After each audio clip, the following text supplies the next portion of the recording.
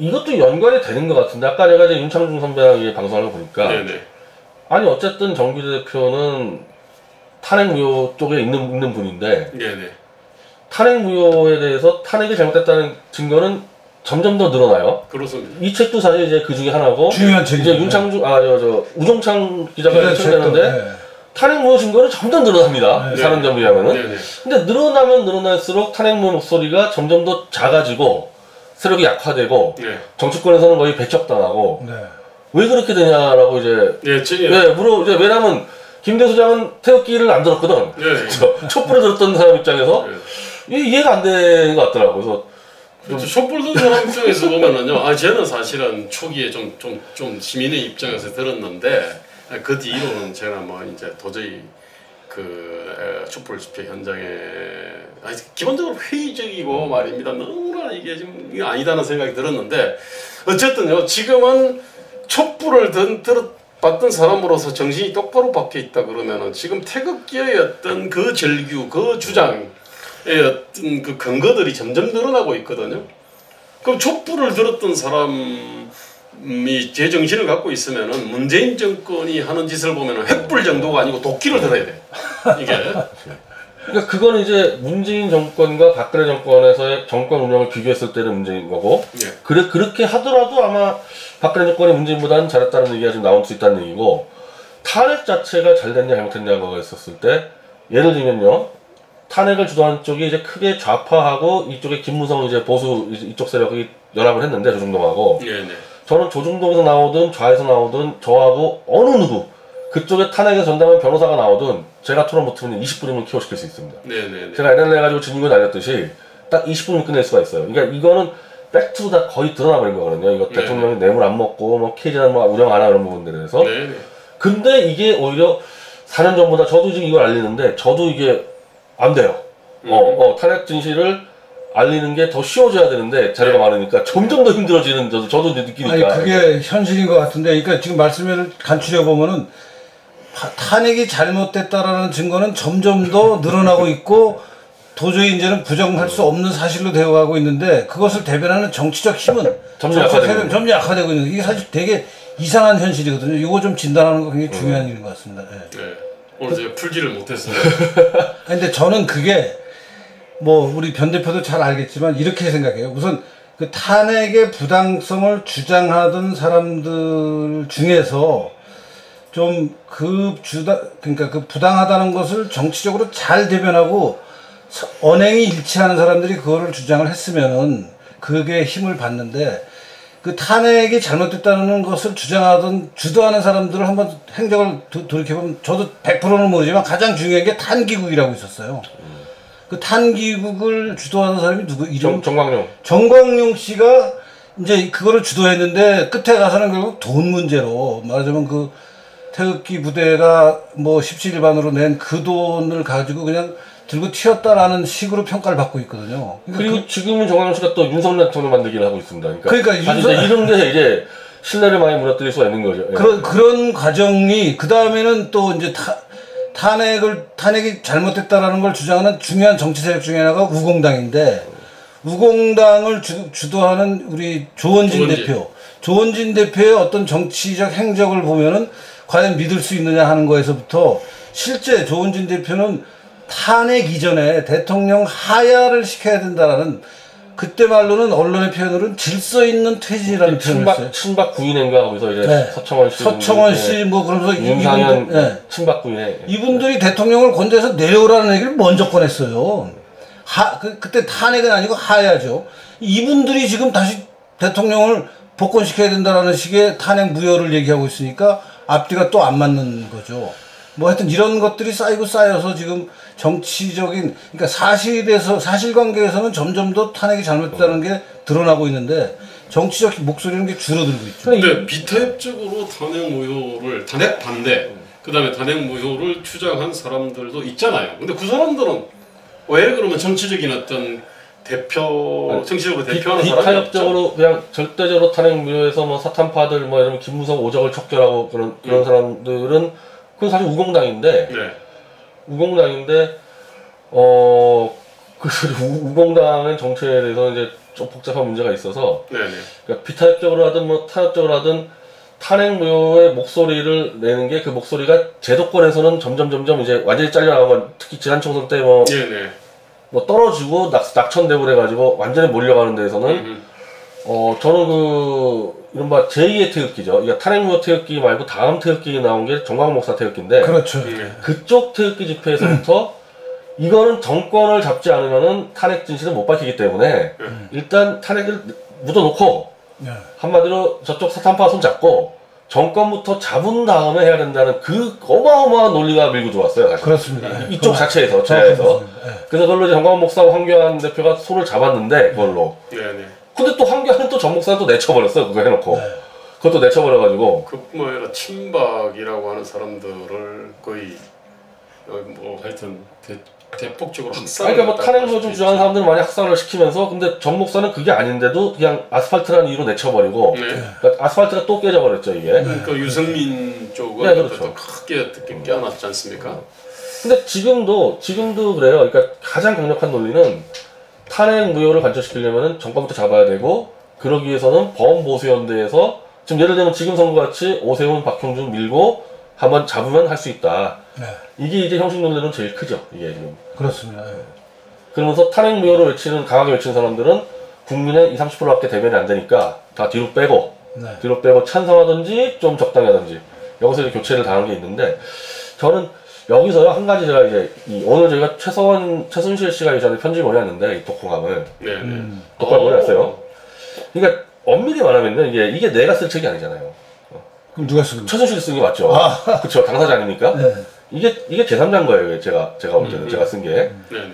그러면요 탄핵 무효도 당사자인 박근혜 대통령이죠. 네. 근데 4년 동안 사실 박 대통령이요 메시지를 낸 게 2번밖에 없습니다. 1심 때 그냥 때려치고 그만둘 때 한 번 했었고 나는 정당하다 했었고 두 번째 지난 총선 때 아주 이상한 메시지가 나갔죠. 지난 총선 때. 네. 제1야당 중심으로 뭉쳐라. 네. 그게 왜 그랬냐면은 그러니까 김 도시장님이 이제 그걸 물어보시길래 이제 저는 이제 거기서 그쪽에서 일을 했기 때문에 그런데 일단 박 대통령 입장에서는 태극기 세력을 아까 다 연결되는데 이 정광훈의 탕기국이나 조원진 우공당이나 테스트를 좀 했던 것 같아요. 이게 이쪽에다가 그러니까 저 탄핵 무효 세력이 정치력을 발휘하려면은 박 대통령이 감옥에서 전폭적으로 확 지원해주면은 뭐 그 대구에서 몇 석 되지 않았겠습니까? 네.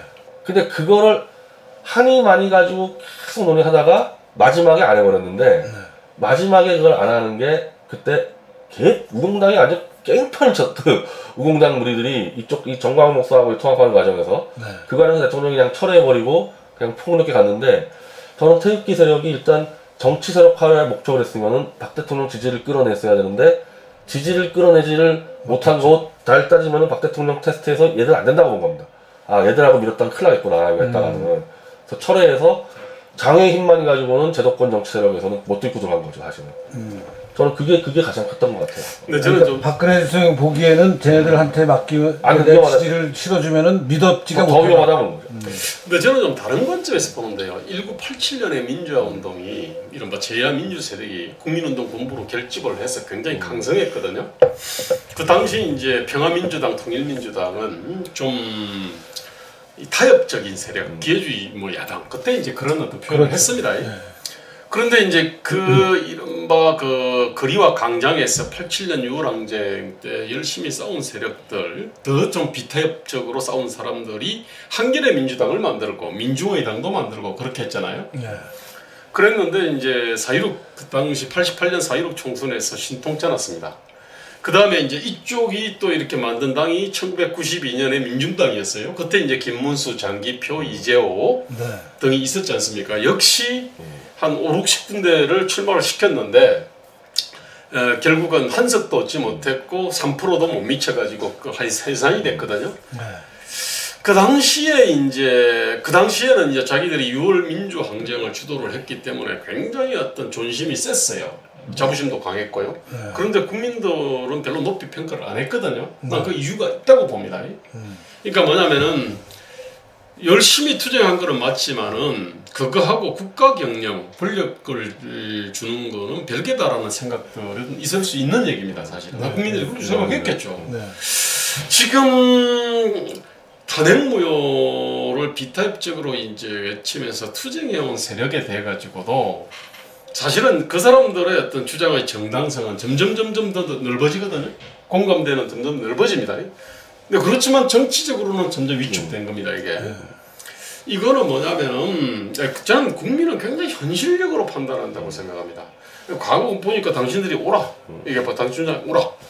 그래서 당신들이 정치적인 대변자가 되어야 된다. 이건 다 다른 문제입니다. 옳다 하더라도요.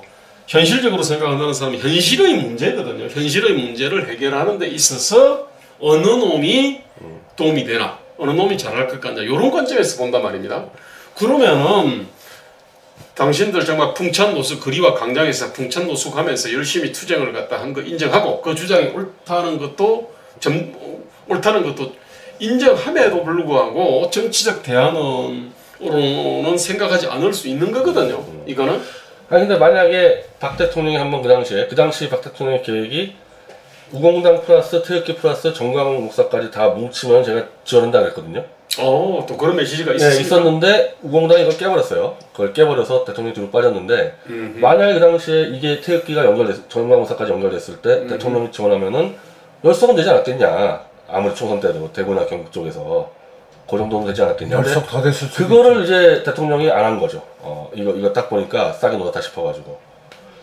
그러니까 만약에 이제 이거를 따지면은 좌익 같은 경우도 이념 정당이 이제 민노총 중심의 민노당이 있는데 그게 아니더라도 김대중이나 김영삼은 감옥에 있든 어디 있든 언제든 당을 만들 수 있었던 사람들인데 네.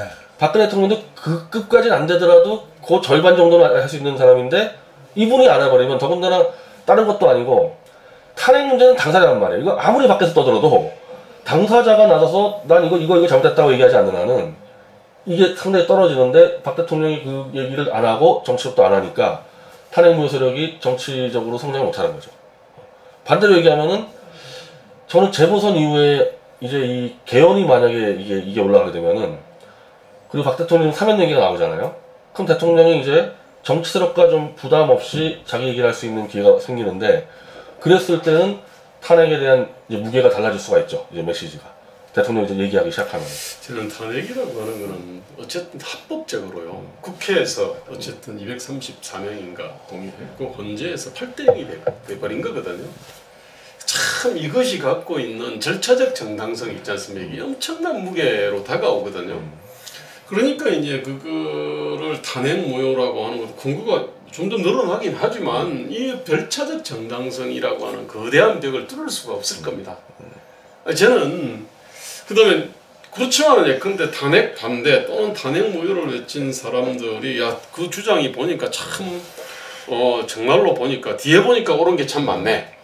그러면은 이거를 얻어가지고 거기다가 지금 국민들이 현실적으로 필요로 하는 어떤 새로운 정치의 어떤 비전들, 뭔가 어떤 문제 해결의 솔루션 이걸 결합을 갖다가 해서 정치 세력화를 한다면 가능할지도 모르겠다 이 생각은 듭니다. 이제 절차적 정당성으로 예컨대 헌재에서 8대 0이 났기 때문에 이거는 이제 도저히 바꿀 수 없다라고 얘기를 하신 거잖아요 지금. 그것이 국민들이 볼 때는요. 그러니까 엄청난 절차적으로 까마득하지. 아우 이걸 어떻게 다 바꿔? 까마득한 그런데 중대한 그러니까 그런 판결에 중대한 하자가 있어서 중대한 그 판단을 하는데 중대한 어떤 변화. 예컨대 타블릿 PC가 최순실 게 아니고 김한수 거였다라는 정말 엄청나게 중요한 증거가 지금 나왔으니까 그 헌재 판결에 재심을 요구할 수 있는 거 아니에요? 그것도 절차잖아요. 절차적 정당성이 있는 거라고. 근데 이제 헌재 판결이나 국회 그거는 헌재 판결에 재심을 적용할 수 있는 게 없는데 이게 제도가 있다 없다가 없어요. 아예 제도가 없어요. 가능하다 이거야. 제도가 넣을 수 있다는 얘기죠. 제도적으로 불가능하다는 얘기도 없고 제도적으로 가능하다는 얘기도 없어요. 집어넣을 수 있다는 얘기가 나오는 거예요. 그러니까 이거는 주장해서 제도적으로 만들 수 있는 일이다라고 얘기할 수도 있는 거예요. 거예요. 국민들이 볼 때는요. 그것이 뭐 그럴 수도 있겠다라고 하지만요. 그래서 어차피 임기는 끝난 대통령이다라고 본단 말입니다. 즉 당장에서도 명예회복을 해야 되니까. 그러니까 명예회복이죠. 이게 두 가지 무슨 말씀 아니에요? 근데 이제 박근혜 대통령 입장에서는 대단히 중요하고 열심히 투쟁한 사람 입장에 중요하지만 대부분의 국민들 입장에서는요, 지금 현재 당장 발등에 떨어진 수많은 문제들이 있거든요. 아니 그러면 난 뭐냐면 아니 그 두 가지를 다 해결할 수 있는 거 아니에요? 아니, 저는 뭐냐면 이거 해결하면 저거 해결 못하고 그런 일은 아니잖아요. 예, 그렇죠. 예, 저는 뭐냐면 과거를 바로잡는 일하고 현실 문제를 해결하는 거, 현실을 바로잡고 현실 문제 해결하는 일이 있는데, 저는 그 탄핵 반대 다양의 무효를 외쳐온 세력들은 어쨌든 과거를 바로잡는 겁니다, 이게. 근데 과거를 바로잡는 게 바로 현재를 바로잡고 미래를 바로잡는 거다라고 연결이 되면 되는데, 제가 볼 땐 여기에 큰 단절선은 있습니다, 사실은. 과거 바로잡는 일하고 현실 문제 해결하는 일하고요. 그 다음에 현재를 바로잡는 일하고는 좀 간극이 있는데, 이게 이제 뭐냐면 숙성된 어떤 이 비전이지 않습니까? 그죠? 그리고 그걸 실현할 수 있는 믿음직한 어떤 그 정치 조직과 정치 리더십인데, 이게 지금 없는 거죠, 이게. 그래서 만약에요. 그러니까 만약에 그냥 이대로 간다 그러면은 지금 뭐 교수님 말씀대로 박 대통령이 일단 정당성 확보해가지고 명예회복을 하는 과정에 좀 중장기적으로 그러면서 이제 정치 역할을 좀 도와준 이렇게 이제 타협하는 방법이 하나 있고, 근데 만약에 재보선 이후에 이제 저 문재인이 양정철 라인들하고 조중동이랑 이제 저 국힘당이 막 개헌을 들어간다 내각제로. 네. 이걸 박 대통령이 반대한다 했을 때 원천적으로 탄핵의 최종 목표가 내각제 개헌이기 때문에 내각제 개헌을 박 대통령이 막는 과정에서 자 저들이 이것 때문에 탄핵했다 밀고 나왔으면은 내각제 반대하고 탄핵 반대가 같이 묶여버리거든요. 네. 그랬을 때는 정면승부가 된다는 거죠. 그랬을 그렇죠. 때. 그래서 지금 제가 추정하는 거는 대통령이 그걸 노리고 4년 동안 말을 아낀 게 아닌가. 이제 아무 때나 떠들면 안 되거든, 이 문제를. 어느 순간에 폭발시켜야 되는데 총선 때 노려보다가 포기했고, 총선 때는 이게 안 되니까 대기 세력이. 이번에 이제 재보선 끝나고 밀고 들어올 때 자기 사면 문제도 연결돼 있기 때문에 그때 한번 칠 기회는 있을 것 같아요. 근데 그게 아니라 그러면 저는 김대호 선생님 말대로 저 문제는 굉장히 좀 중장기적으로 이렇게 갈 수밖에 없지, 이걸로 판 엎어버린다 정치적으로는 상당히 힘들죠. 그 문제에서. 전 내각제 세력이 이번 보궐선거 끝나고 나면은 굉장히 적극적인 목소리를 낼 거라고 생각합니다. 원래 초에 뜬금없이 이낙연이 내각제 얘기를 갑자기 꺼냈다가 요새 좀 이제 물밑으로 집어넣어놨는데 그 우리가 뜬금없다고 생각하지만 뜬금없이 나온 일이 절대 아니거든요. 그리고 그 지금까지 전국 그 탄핵부터 지금 흘러오는 걸 보면 결국 탄핵이라는 것도 내각제로 바꾸자라는 세력하고 대통령제 유지하자는 세력 사이의 싸움이 탄핵을 고리로 진행되는 게 맞기 때문에 큰 흐름에서 나는 변 대표가 보는 그 내각제 세력과의 이제 한판 승부가 남아있고, 그게 대선이 있느냐 없느냐는 문제까지도 결정하면서 큰 싸움이 벌어질 거라고 저는 생각합니다. 지금 정광훈 목사도 이제 이 재보선 별 중요하지 않다. 네. 그 얘기 하죠. 윤석열 중요하지 않다. 네. 이 내각제 전쟁이 벌어진다고 하니까. 변 목사도 지금 그런 얘기 하고 있어요. 그게 사실 변수가 있어요. 탄핵 관련해서는. 이제 어떻게 보면은 탄핵색 입장에서는 내각제까지 해치워야지 이제 탄핵이 완성이 되는 거죠. 불안한 상태거든요, 대통령제는. 왜냐면 또 누가, 예를 들면 다음 대통령이 또 예전 이재명 같은 사람이 돼가지고 또 휘두를 수 있는 여지가 너무 충분하니까. 그래서 그 문제가 어떻게 될지 모르겠어요. 근데 꽤 많은 이제 보수 쪽 가는 사람들이 내각제가 불가능하다고 얘기를 하는데, 저는 윤석열이 내각제를 들고 지금 내각제 세력이 여야에 다 있잖아요. 이 사람들을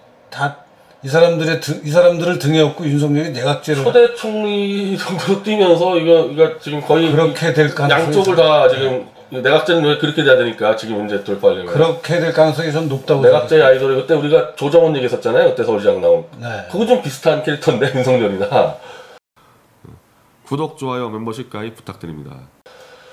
근데 저는 이건 별도의 논의가 필요한데요. 우리 권력 구조가 대통령의 힘이라는 게요, 대통령 그 자체에서 나오는 게 아니고 기본적으로 우리 어떤 법, 제도, 그 다음에 다양한 어떤 사정기관, 사법기관들, 그것들이 갖고 있는 규제고 형벌, 이것들이 엄청나게 많고 강하고, 그 다음에 또 이게 연령, 비연령 이 때문에 그렇거든요. 근데 요 기관들의 인사권을 장악하고 있는 거예요. 그럼 예컨대 대통령을 없애버려. 그러면은 예컨대 검찰이든 경찰이든 공수처든 그 다음에 이러저러한 뭐 금융이든 아니면 공정이 뭐 방송통신이 이쪽이 갖고 있는 규제권, 형벌권 말입니다. 이거 그대로 있습니다, 이거. 아, 그거 이제 국회가 임명한다는 거죠. 아니 이제 그런데 일이 되면은요, 이제 임명권을 국회가 이제 행사를 하는데, 근데 이제 그때부터는 이제 이게 뭐냐면은 나눠먹기가 되는 거죠. 아, 그런데 이제 이게 독자적으로 이제 움직입니다. 이 기관의 어떤 이기주기들이 있거든요. 그러니까 지들은 어떻게든 권력을 나눠 먹었다고 생각하지만은 요 기관들의 이제 독자로 움직이는 거예요. 옛날에 이제 그러니까 합때는 검찰이 네, 독자적인 어떤 독자로 움직였잖아요. 그걸 독자라고 표현할 수도 있지만 맞으면 이제 통합된 어떤 국가 전체의 어떤 통합된 기준이나 이런 게 없어지는 맞아요. 겁니다. 이제 그게 문제가 되는 겁니다. 이 기관에 가면 이게 선이고 저 기관에 가면 저게 선이고 그래서 이게 형평성이나 온갖 그 전체적인 시스템에서 보면 이게 당구용으로 빡킹이 나가지고 그 자동차로 치면요, 뭐 핸들 따로 놀고, 그렇죠. 앞바퀴 따로 놀고, 뒷바퀴 따로 놀고, 브레이크 따로 놀고. 사실은 내각제를 반대하는 사람들은 전부 그런 이유 때문에 이제 반대를 하는데 지금 내각제를 하자는 사람들은 그런 얘기 안 하고 내각제 좋은 면만 계속 얘기를 하니까 하는 사람들은 그것 때문에 하는 거예요. 각자 이기성을 가지고 뜯어먹자. 목표가 그거니까 내각제 하는 사람들. 내각제는 원래 본질은 정당의 집권인데요. 지금 정당이 완전히 개쓰레기 개판이지 않습니까? 그렇죠. 그리고 정당이 왜고 정당이 집권인데. 단독 정당도 아니고 정당 하나 갖고 안 되니까 둘 셋이 야합해서 하자는 거 아니에요, 내각제라는 게.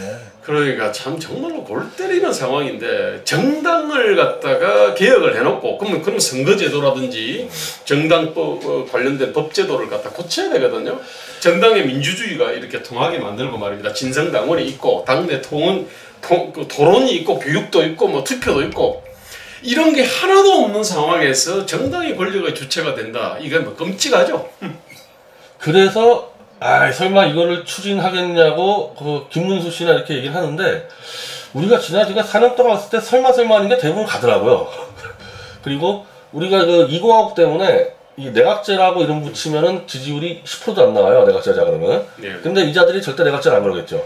통합형 대통령제, 국민화합형 대통령제 이렇게 말을 바꿀 거 아닙니까? 그래가지고 그러면 또 이 금붕어들 개돼지들 또 속여 넘겨서 하도 속여서 많이 성공해서 저는 제가 볼 때는 이 조중동 쪽에서는 아유 국민들 그 개돼지들은 뭐 사설 먹기면 되지 이렇게 생각할 가수 없다는 거예요. 근데 이제 지금은요 문재인 정권과 민주당뿐만 아니라 국힘당에 대한 어떤 신뢰가 엄청나게 낮기 때문에 사실은 국민 투표를 갖다가 통과할 만큼의 설득이 쉽지는 않을 겁니다.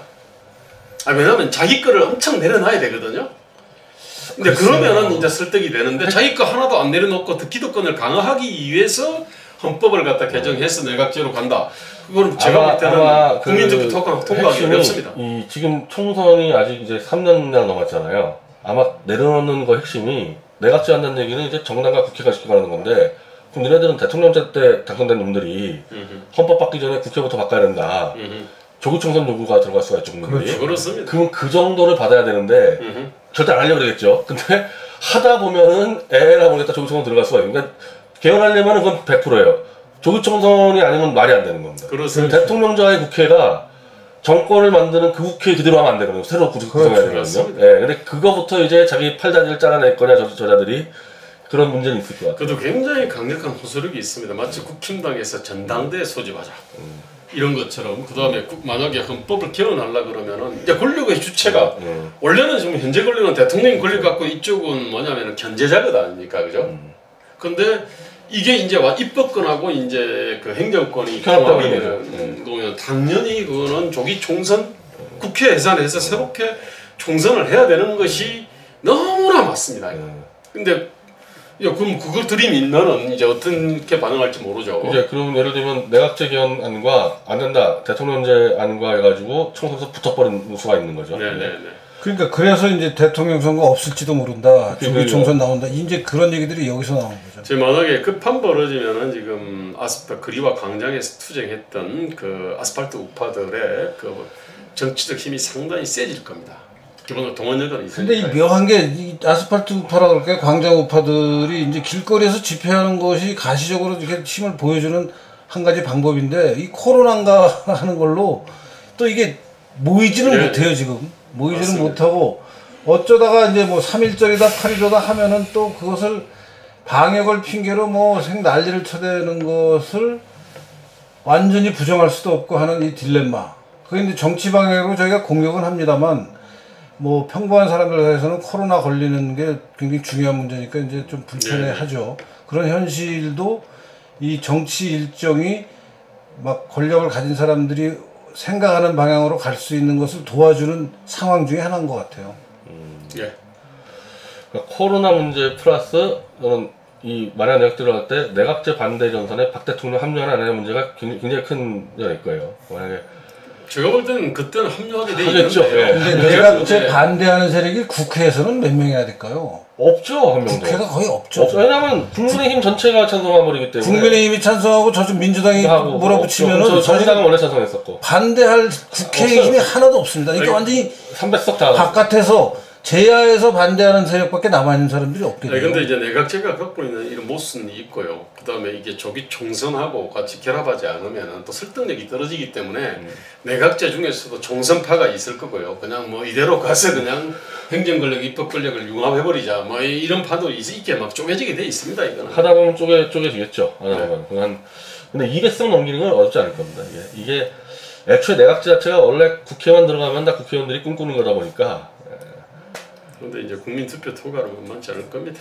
나는 내각제를 국회에서 그렇게 압도적으로 지지하고 조중동이 지원하면은 국민 투표도 넘어갈 거예요. 그리고 지금 한 가지도 이게 다른 때와 다른 게 다른 때는 원래 이제 이 국회와 퇴임 직전 대통령들은 내각제를 다 원했는데 근데 대선 주자들이 막았단 말이에요. 내각제가. 그렇죠. 그리고 언론이 막았어요. 지금 대선 주자가 막을 만한 지금 대선 주자가 안 보인다는 게 문제죠. 이게. 없고 언론도 막을 언론이 없어. 이재명은 그냥 왕따 시킬 것 같고 윤석열은 내각제를 앞설 거고 내각제 화신 낼 거고. 아니, 윤석열은 나는 내각제 세력을 등에 업을 거라고 봅니다. 지금도 뒤에 홍석현이가 있는데요. 그러면 대권 주자가 막는 거는 없는 거죠. 지금까지 거의 대부분 대권 주자에서 막혔는데 내각제가. 이제 지금은 결국 우리가 눈에 볼 수 있는 사람은 홍준표 이런 사람들인데 홍준표의 현실적인 상황은 그거를 완전히 막을 만큼 힘이 없잖아요 지금은.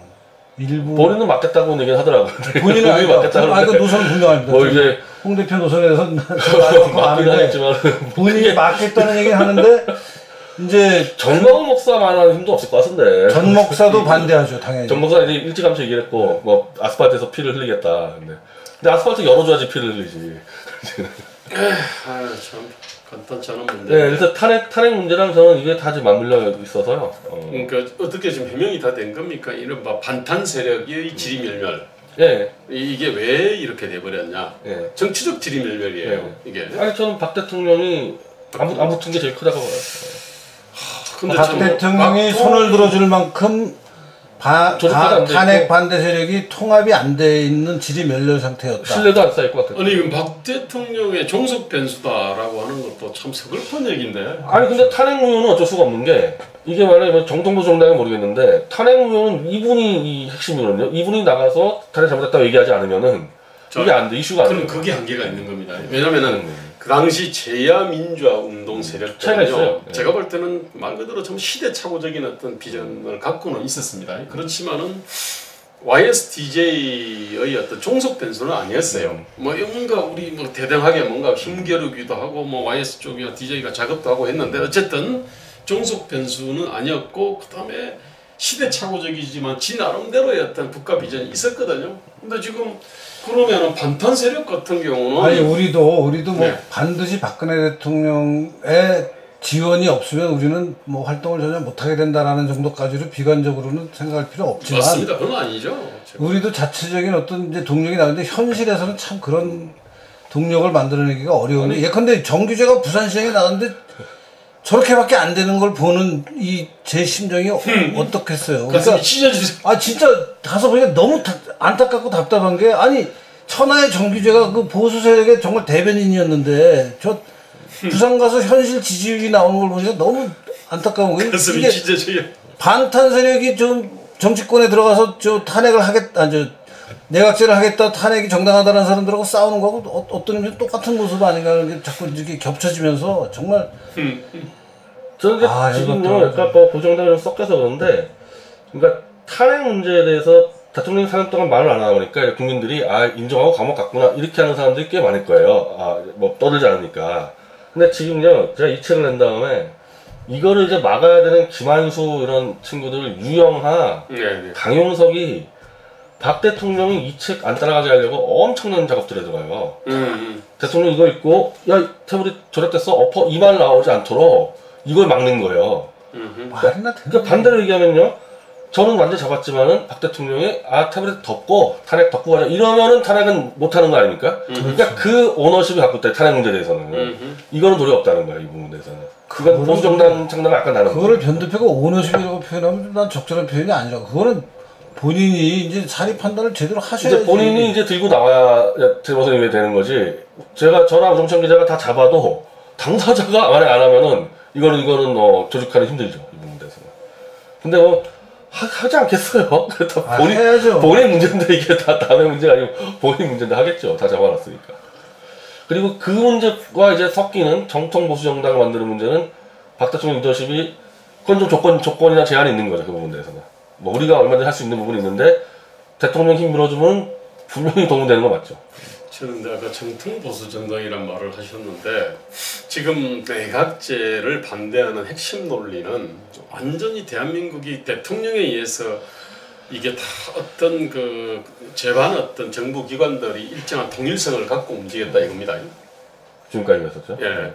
근데 이게 완전히 무너지는 거지 않습니까? 이게 전부 다 모든 그러면은 권력 기관들과 정부 기관들이 각계각전하면서 이제 개판된 나라가 더 개판이 이제 되니까 그런 거지 않습니까? 그런데 그러면은 지금 현재 사실은 대한민국에서 비어 있는 게 통일된 어떤 국가 비전이거든요. 현실을 딱 발을 딱 디디고 있으면서도 그 다음에 아주 통일성이 있는 어떤 이 국가 비전 전략 이게 사실은 없거든요 지금이. 민주당에도 없고 국힘당에도 없고 사실 이제 그게 이제 저희가 이제 우리가 강령을 만든 이유가 자유민주당은 그래도 그 고민을 갖다 해가지고 이제 강령을 갖다가 만들었는데 저는 지금 현재 이게 현재 식자들은 이제 이것이 얼마나 중요한지는 알아요. 좀 잘 숙성된 어떤 국가 비전과 전략이라는 것이 얼마나 중요한지를 아는데 대중은 잘 몰라요. 근데 저는 지금 2022년의 대회전에서 그게 어떤 당이든지 저는 국가 권력을 달라고 하려고 한다면요, 뭐 과거를 바로잡는 것도 뭐 더불어 가지고 엉망진창 개판 5분 전인 대한민국을 이렇게 통일적으로 이렇게 우리가 경영할 거야, 이렇게 운영할 거야 라고 하는 어떤 그 국가 비전 전략이 있고, 그리고 또 그거를 갖다가 잘 가진 세력으로서 이렇게 딱 그냥 우뚝 서 있어야 나름대로 대중적인 어떤 지지와 신뢰가 오지 않을까. 저는 아마 우리도 지금 예컨대 대권 주자를 갖다가 발굴할 수도 있고 모셔올 수도 있는데 최소한 대권 주자하고 우리가 손을 잡으려 그러면 최소한 우리가 그 아주 숙성된 어떤 국가 비전과 전략이 있지 않습니까? 그거를 갖다가 우리가 갖고 있어야 되지 않을까? 그걸 공유해야죠 당연히. 그 공유 없이 지금 그냥 이합 집산을 하는 게 사람들한테 짜증을 만들어내는 건데 당연히 네네. 그래야죠. 네네. 아니 좀 아마 자유민주당은 그 점에서 기존 정당하고 좀 차별화되지 않을까 이렇게 생각합니다.